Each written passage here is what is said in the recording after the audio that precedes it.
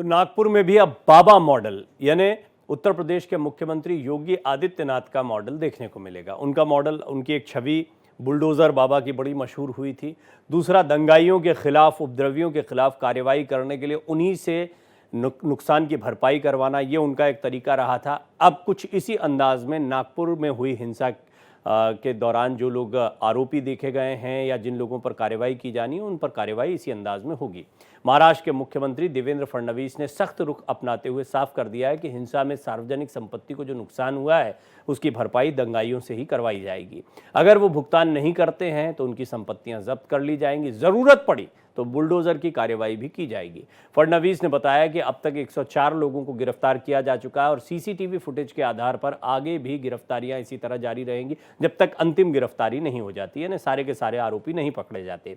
इसके अलावा social media पर अफवाह फैलाने वालों को भी बख्शा नहीं जाएगा। यानी फडणवीस ने अपने अंदाज से साफ कर दिया है कि अब योगी बाबा के मॉडल से ही नागपुर के दंगाइयों का इलाज किया जाएगा।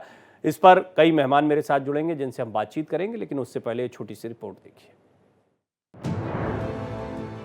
महाराष्ट्र में चलेगा बाबा का मॉडल, नागपुर में दंगाइयों पर बुलडोजर एक्शन, दंगाइयों से होगी पाई पाई की वसूली।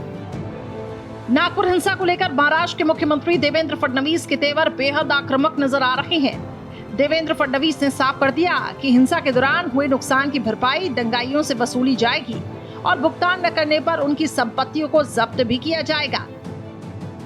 जब तक आखिरी दंगई को पकड़ा नहीं जाता, ये कार्रवाई रुकने वाली नहीं है। ये कार्रवाई चलती रहेगी।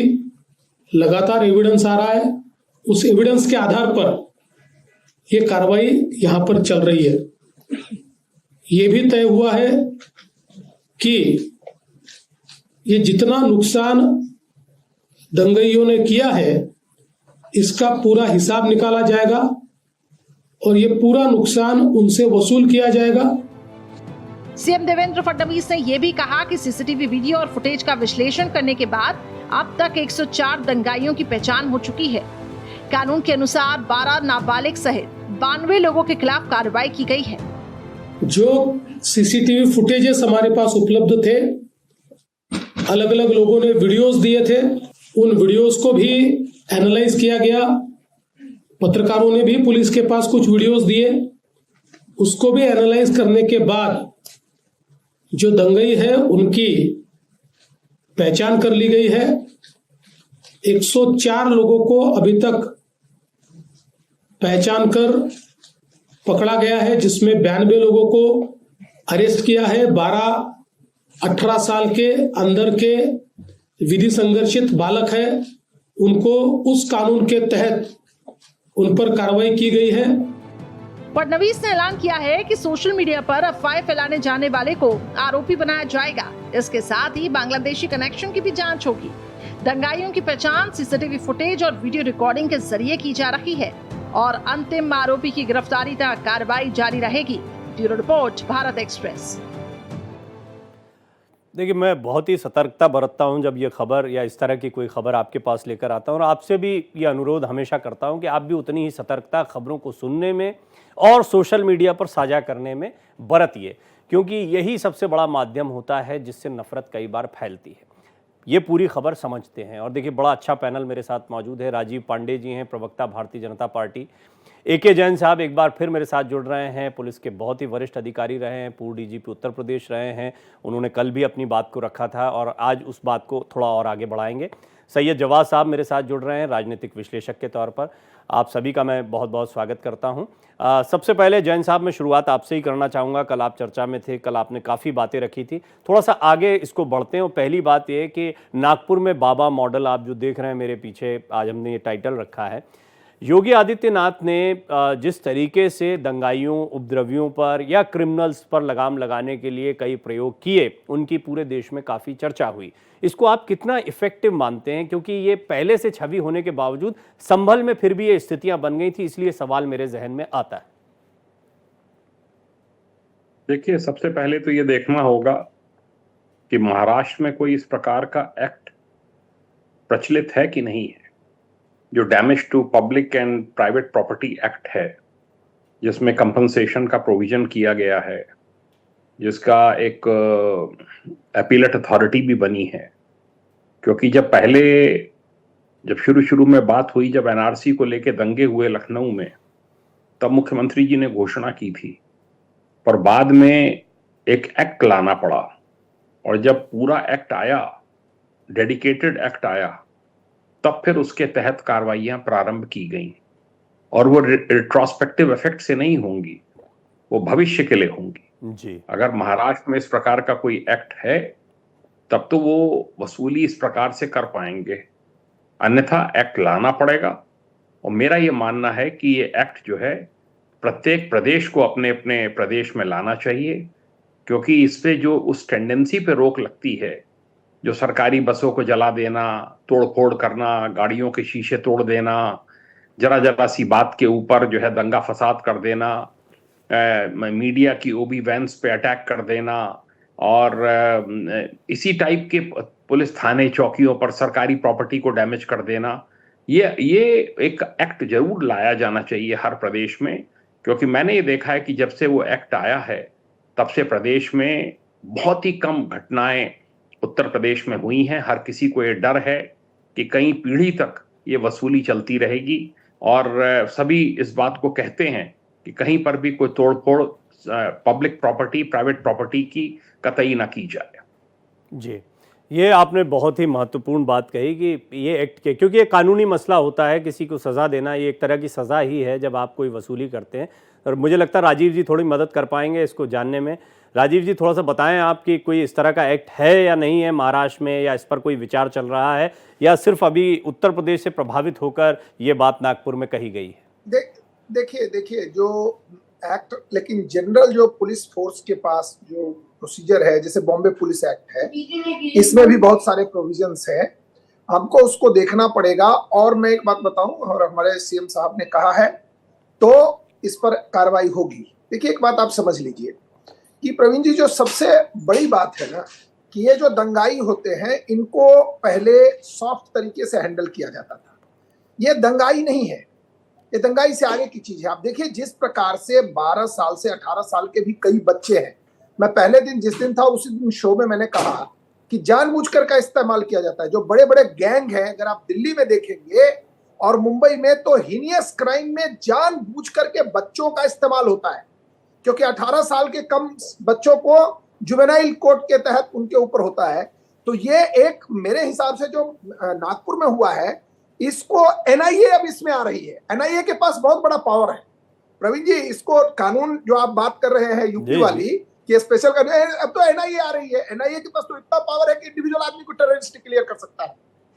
एक जमाने में 19 में जब यूएपीए का अमेंडमेंट हुआ, तो इवन एन इंडिविजुअल, पहले था ऑर्गेनाइजेशन चाहिए, अब इंडिविजुअल को भी आप टेररिस्ट डिक्लेयर कर सकते हैं। नहीं, आप ठीक कह रहे हैं, एनआईए आतंकी गतिविधियों में महत्वपूर्ण ताकत रखता है। इस केस में आ रहा है। हालांकि जो जैन साहब कह रहे हैं वो है सजा का प्रावधान। वो कोई भी एजेंसी हो, सिर्फ एनआईए नहीं, सजा का जो प्रावधान होता है उसके लिए एक्ट की आवश्यकता होती है। उस पर वो जैन साहब टिप्पणी कर रहे थे। मुझे लगता है आपको इसी पर मैं कह रहा हूं कि इस केस में इसके तार जो है ना, ये केवल नागपुर और मुंबई तक और महाराष्ट्र तक नहीं जुड़ेगा।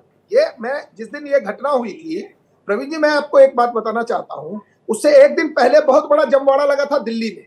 ये सब कनेक्टेड चीजें हैं। हिंदुस्तान के ग्रोथ को आज आपने देखा कि किस प्रकार से इंडियन इकोनॉमी जो पिछले 10 साल में 105% ऊपर गई है, 4.05 ट्रिलियन इकोनॉमी की। मुझे आपका ये पॉइंट इंपॉर्टेंट लगता है कि ये चीजें सिर्फ सेंट्रिक नहीं है, किसी एक छोटी घटना से ना जोड़कर इसके गहरे और गंभीर तारों को देखना चाहिए कि क्या ये वेल प्लान तरीके से पूरे देश में इस तरह का माहौल बनाया जा रहा। मैं इस पॉइंट को आगे के लिए भी चर्चा में रखूंगा। जैन साहब, अभी आपने राजीव जी को सुना, मैं एक छोटा सी टिप्पणी आपकी चाह भी रहा था इसमें।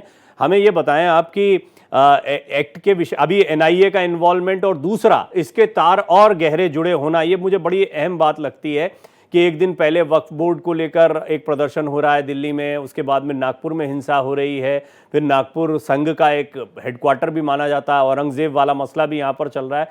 ओवरऑल संभल से लेकर नागपुर तक अगर हम देखें तो कई तार जुड़ते हैं। क्या आपको लगता है कि कोई एक चिंगारी सी सुलग रही है? नहीं, चिंगारी तो सुलगाई जा रही है। मतलब ये नागपुर में जो हिंसा हुई है, ये it is totally uncalled for. इसमें कोई ऐसी बात नहीं थी जिसको लेकर की हिंसा की जाए और इतना बड़ा इसके अंदर इसको रूप दे दिया जाए। ये पहले से इसकी प्लानिंग थी और पूरा का पूरा जो है एक उसका खाका तैयार किया गया, पहले से तैयारी थी। पहले तैयारी के तहत ये पेट्रोल बॉम्ब्स और पत्थर और तलवारें और ये सब बिल्कुल तैयार कर रखे थे। अन्यथा इतनी जल्दी इतनी बड़ी संख्या में लोग नहीं निकल सकते हैं। स्ट्रेटजी तय थी, महिलाओं पर अटैक करो, पुलिसकर्मियों पर अटैक करो, गाड़ियों को तोड़ो, उनके शीशे तोड़ो, आगजनी करो, तलवार से अटैक करो, पुलिस वाले जितने अधिक से अधिक हो सके उनको इंजर्ड करो। तो ये तो गनीमत है कि वहां पर हिंदू मुस्लिम नहीं होने पाया, क्योंकि पुलिस तत्परता से निकल आई और पुलिस ने उसको जो है उसको फेस किया। पर ये जो है ये मेरा ये मानना है कि ये पूरी प्लानिंग के तहत हुआ है और इसमें सोशल मीडिया अकाउंट्स वगैरह सब खंगाले जाने चाहिए, कितने दिनों से कौन कौन से व्हाट्सएप के अकाउंट्स एक्टिव थे। महाराष्ट्र की पुलिस, नागपुर की पुलिस अवश्य उसको कर रही होगी। सब ट्रेस किया जाना चाहिए कि कितने व्हाट्सएप ग्रुप्स इसके लिए बनाए गए थे, किन किन ने आग लगाई है। नेशनल सिक्योरिटी एक्ट, मैंने कल भी कहा था, नेशनल सिक्योरिटी एक्ट के तहत भी कार्रवाई होनी चाहिए और ये तो सख्त से सख्त कार्रवाई की मांग इसमें सभी लोग कर रहे हैं और होनी भी चाहिए। ये जानबूझ के ये इस घटना को नागपुर में अंजाम दिया गया है। नागपुर का ऐसी कभी भी कम्युनल हिस्ट्री नहीं रही है और अगर ऐसे दंगे हमको दबाने हैं तो कठोर कार्रवाई बिल्कुल हर प्रकरण में होनी चाहिए, तभी ऐसे प्रकरण दबेंगे। मुझे याद है आपसे बुलडोजर कार्यवाही पर भी एक बार बात हो रही थी, उस समय पर इसको लेकर एक बड़ा अलग रुख था क्योंकि बहुत सारे लोगों के बहुत से मत थे। मैं थोड़ा सा बेजा इस्तेमाल जो कई बार होता है इस तरह के एक्ट का या लॉज का, उस पर भी आपकी राय चाहूँगा कि आपको लगता है कि इससे कुछ ऐसा तो नहीं कि सोसाइटी में कोई प्रीजुडिस हो जाए, कोई पूर्वाग्रह से पीड़ित होकर कार्रवाई हो जाए, जैसे आरोप भी लगने लगे? नहीं, ऐसा बिल्कुल नहीं होता है। ऐसी कोई मंशा भी नहीं होती है, क्योंकि उन अपराधों को प्रूव करना पड़ता है। उन अपराधों को जब आप प्रूव करेंगे तभी आप उसमें पेनाल्टीज लगा पाएंगे, आप उसमें कंपनसेशन का पॉइंट रेस कर पाएंगे और फिर उसके अगेंस्ट अपील भी है। उसमें अपेलेट कोर्ट वगैरह बने हैं, वहां आप जा सकते हैं। वो तो देखिए पब्लिक के सामने है, मीडिया के सामने है। जब एनआरसी में दंगे हुए थे तो किस तरह से ओबी वैन जलाई गई चैनल्स की, किस तरीके से मोटरसाइकिल पुलिस वालों की फूकी गई, चौकी में आग लगाई गई, ये सब जो है वो तो सबके सामने होता है। ऐसा नहीं है कि जो प्रॉपर्टी डैमेज होती है वो कोई लुकी छिपी चीज है। प्राइवेट प्रॉपर्टी को भी डैमेज करने का जो है वो इंक्लूड किया गया है, ये प्रशंसनीय कदम है। प्राइवेट प्रॉपर्टी अगर डैमेज हो रही है सरकारी प्रॉपर्टी के साथ साथ, तो वो भी इंपॉर्टेंट है। कोई आदमी जो अपने घर में सो रहा है, घर में है, आप उसकी कार को फूंक दें और आप उसको किसी प्रकार का कोई कंपनसेशन ना दें, तो ये भी उचित नहीं है। तो एक इससे डर ये भी बैठता है कि ये नहीं कि सिर्फ सरकारी बसें ही जलाने से सरकार की नाराजगी होगी। अगर आप प्राइवेट प्रॉपर्टी को भी डैमेज करेंगे, हाँ, उसमें एक सरकार ने ये पॉइंट भी ऐड किया है कि इन लोगों की भी मदद की जाएगी, जो प्राइवेट प्रॉपर्टीज को नुकसान हुआ है उनकी भी मदद की जाएगी। प्रशंसनीय कदम है जैसा आपने कहा। सैयद साहब, अगर अब आपको सुन पाए तो मैं आपकी प्रतिक्रिया चाहूंगा। चर्चा को बड़ी देर से आपने सुना भी है, तो मुझे लगता है कुछ व्यू पॉइंट्स आपके हम जान पाए इस पर। ठीक है, मेरी वॉइस क्लियर आ रही है? जी जी बिल्कुल बिल्कुल, बोलें आप। जी, आपको और आपके सभी दर्शकों को मेरा जय हिंद, जय संविधान। देखिए, नागपुर के अंदर घटना हुई है, बड़ी निंदनीय घटना है और उसकी जितनी भी मजम्मत की जाए वो कम है। घटनाएं नहीं होना चाहिए, समाज के लिए, प्रदेश के लिए, देश के लिए, नागरिकों के लिए अच्छी घटना नहीं है। इससे आने वाले मुस्तकबिल के ऊपर गलत प्रभाव पड़ता है। लेकिन साथ ही साथ बात तो हो रही है दंगों को लेकर के, चीजों को लेकर के, लेकिन ये कोई मानने को तैयार नहीं हो रहा है कि सरकार का निकम्मापन कितना बड़ा है, पुलिस प्रशासन का कितना बड़ा निकम्मापन है, इंटेलिजेंस का कितना बड़ा फेलियर है। ये घटनाएं हो गई, उसके बाद अब आप जागे हैं, जागने के बाद अब आप दिखा रहे हैं कि आप कितने बलशाली हैं, कितनी शक्तिशाली हैं, आपकी सरकार कितनी सशक्त है, अपराधियों के ऊपर ऐसी कार्रवाई कर रहे हैं कि जो है नजीरे पेश कर देंगे आप। लेकिन दंगा हो गया साहब, आप दंगा रोकने में नाकामयाब साबित हुए। आप अपनी नाकामयाबी छुपाने को जो है अपना जो है बता रहे हैं कि बहुत बड़ा हम माइलस्टोन साबित कर रहे हैं। अरे कोई चैनल, कोई पत्रकार, कोई तो कहे कि सरकार निकम्मी थी, चीफ मिनिस्टर का इस्तीफा होना चाहिए इस बात से। कोई कहने की हिम्मत और जुर्रत किसी के अंदर ये आपका एक सवाल आया, पॉइंट वैलिड भी लगता है मुझे, इसको रखना चाहिए, इसको रखेंगे। लेकिन दूसरी बात ये है सैयद साहब, ये थोड़ा सा बताएं आप कि यहाँ पर कल भी जैन साहब ने कहा था कि यहाँ हिंदू मुस्लिम तो नहीं, लेकिन मुस्लिम वर्सेस पुलिस, और यही संभल में भी हुआ, मुस्लिम वर्सेस पुलिस। ये एंगल जो आ रहा है, ये मुस्लिम समुदाय के लिए क्या चिंता, आप जैसे स्कॉलर्स के लिए क्या चिंता का विषय नहीं बनता है? अब तो मुसलमानों के खिलाफ एक मोर्चा ही सरकार ने खोल दिया। देखिए, एक जगह पे होता था दंगा हो जाना, दो समुदाय के बीच, सरकार का काम होता था उस दंगे को सुलझाना, संवाद बनाना। लेकिन सरकार के अंदर बैठे लोग, मंत्री लोग ऐसे स्टेटमेंट दे रहे हैं जिससे दंगा भड़क जा रहा है, उसके ऊपर कोई बात करने को तैयार नहीं बैठा। अभी आपने दिल्ली दंगों का जिक्र करा, मुझे नहीं पता कौन शख्स बैठे, मैं देख नहीं पा रहा हूं, लेकिन दिल्ली दंगों को लेकर के यही कोर्ट ने जो है दिल्ली पुलिस को फटकार लगाई थी। कैसा रवैया रहा, उन्होंने कैसी एफआईआर दर्ज करी है, क्या आरोप लगा है, कितने आरोप सिद्ध हो पाए दिल्ली दंगों के अंदर, पता है आपको?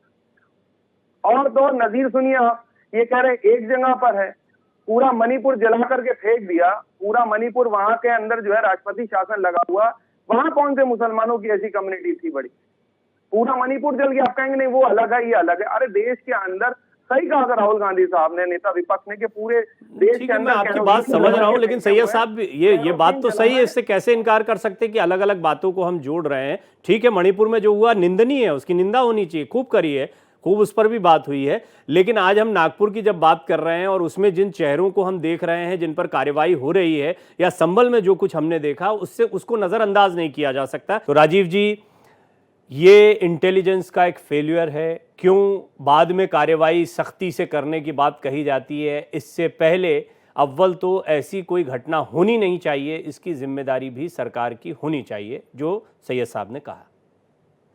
देखिए प्रवीण जी, मैं इस बात से सहमत हूं कि ऐसी घटना को होने से पहले रोकना चाहिए। और महाराष्ट्र की पुलिस, मुंबई की पुलिस बहुत ही सक्षम पुलिस है, लेकिन ऐसी घटना हुई क्योंकि जिस प्रकार की तैयारी करते हैं ये लोग, एक प्रकार का एक वर्ग है जिसमें बात होती है। और अभी आपने सुना जिस तरीके से हमारे जो राजनीतिक विश्लेषक हैं, जो भी हैं, वो कह रहे हैं कि जहां आम की बात हो गई, इमली ले आएंगे बीच में। मेरा कहना है सबके फोटो दिख रहे हैं, जितने भी, जो मैं तो दंगाइयों के सबके चिन्हित है चेहरे। इन दंगाइयों का ऐसा हिसाब किताब होना चाहिए कि कोई दंगा करने से पहले 100 बार सोचे।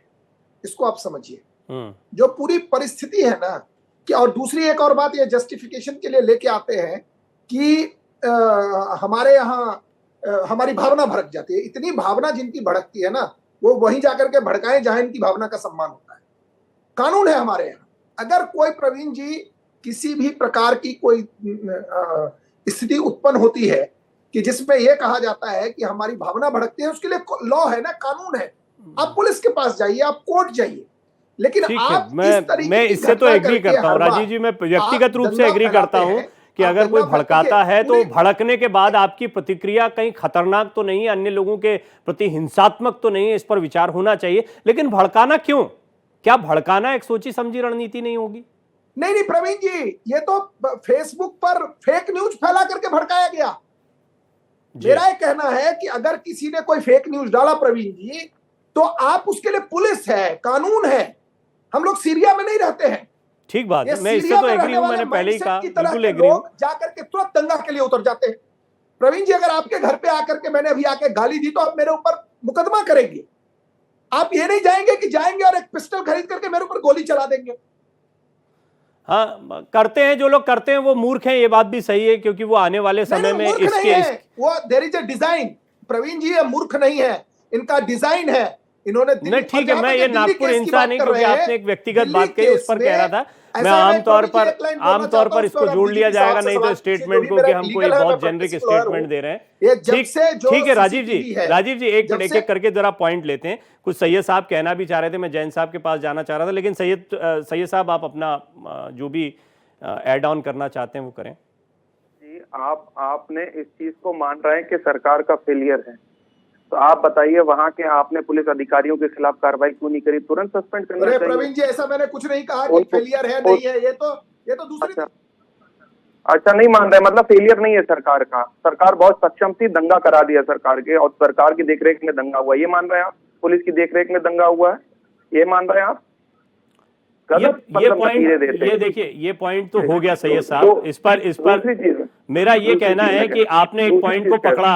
डिबेट को अगर हम एक पॉइंट पर रोक कर रखेंगे तो बात आगे नहीं बढ़ेगी, इससे सब एग्री करते हैं। इंटेलिजेंस पुख्ता होना चाहिए, इससे आगे बढ़ते हैं थोड़ा। जो चेहरे आ रहे हैं, चिन्हित हो गए हैं, वो एक समुदाय विशेष के, मुस्लिम समुदाय के हैं, उनको भड़काया गया है, ये भी जानकारियां सामने आ रही है। क्या आपको लगता है इस मॉडल के खिलाफ भी कुछ कार्रवाई होनी चाहिए?